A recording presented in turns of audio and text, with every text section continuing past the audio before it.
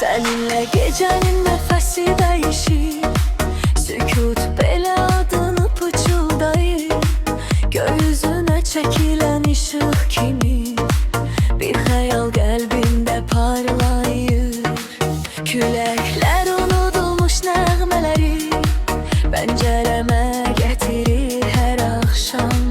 Bu dünya sensiz yarımçıq misra, sənli günlər tamamlanan dastan.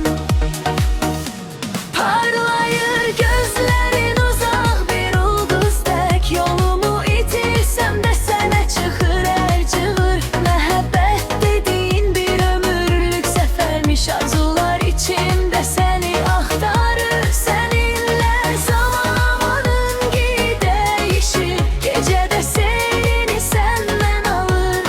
Gökyüzü başımın üstünde susarken kalbimde bir nəğmə seni çağırır.